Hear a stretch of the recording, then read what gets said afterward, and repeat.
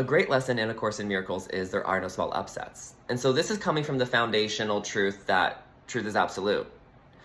So it's either true or it's not. It's either love or it's not. There are no varying degrees to love. There are no varying degrees to truth.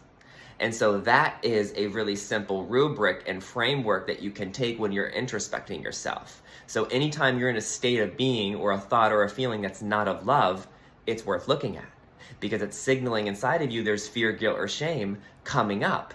Now, sometimes it comes up in a small way, sometimes it comes up in a big way, but as long as you have it, you can't control the severity.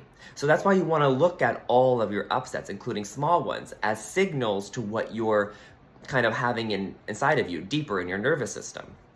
And so we think the truth in the present moment of our upset is because of that thing, right? But it's not. And so like the ego, for example, is an individual separate identity. And part of being a victim is an individual separate identity. They're synonymous. So being an individual and being a victim is the same thing, because being a victim is separate from others. It's separate from what the cause is to its upset. If I'm a victim to something, right? If I'm an individual, what is an individual?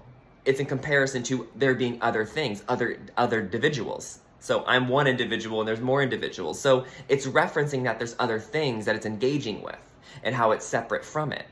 And that's the illusion of the ego structure. There is no individual consciousness. There's only one. And we all have the one consciousness in our individual self. But if you identify as the body, this is where we get lost. This is where the separation is real to us.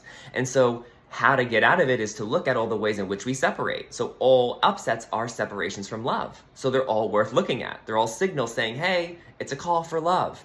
And so the reason why we don't want to give up our upsets is because we don't want to give up the idea that we're a victim, because that's giving up individual identity.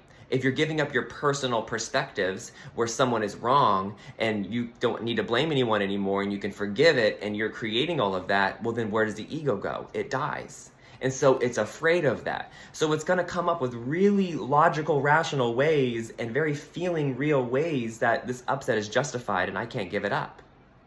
And so we'll bury deeper things because we don't want to look at the ugly, right? Because we don't want to give up our individual self. So we would rather than just find smaller things throughout the day or throughout life to pin someone against the wall, right? Because it's okay to be mad at my partner for not doing the dishes when I always tell him, when really I'm carrying around deeper resentment about him. Because if I loved him, why would I be taken out by the dishes or the cat hair or something small?